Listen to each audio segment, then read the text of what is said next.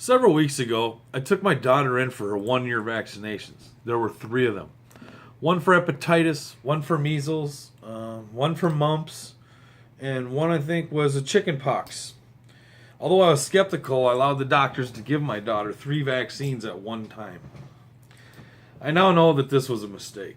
I should have limited them to doing one at a time, and do the rest at a separate time.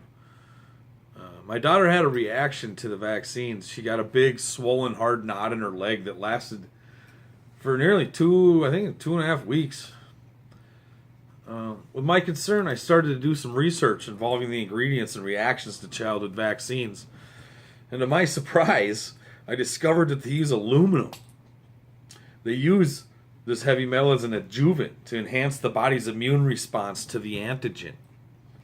I was surprised. I'm like, why do they put aluminum? But I guess they've been doing it for 90 years. That's their justification, by the way. It's safe because they've been doing it for 90 years. Anyway, the amount of aluminum that's allowed in a vaccine is minimal. I believe it's like 8,500 milligrams per dose. However, there are some important information that hasn't been disclosed when it comes to understanding why this amount was chosen. My question is where does this number come from? And this dose was scientifically determined to be the amount of aluminum which is most effective when used as an adjuvant in vaccines. This is the amount of aluminum which was found to trigger an effective sustained immune response to the injected antigen. This chosen amount is not, I repeat, it is not based on safety. In fact, there are 0 references to any public scientific research on why this 0.85 milligram limit is considered safe. This is disturbing to me. To put it in different words, there's no experimental scientific evidence of any kind that proves this amount of aluminum is safe to inject, especially into our babies, whose kidneys and body's natural filtering functions aren't even developed yet. It's scary. Aluminum is the most widely distributed metal on the planet, and it's used in the production of many everyday products. Cookware is made from aluminum.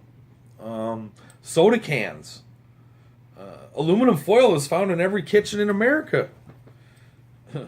They also put aluminum in antacids. As I mentioned, they put it in all of the vaccines now.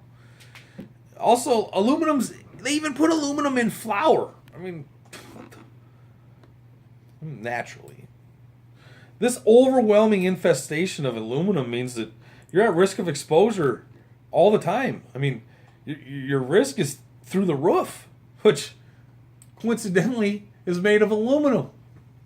It's crazy. It's just it surrounds us. It comes out of the ground. It's in our food. It's in the air. And this. The aluminum is no innocent or benign participant.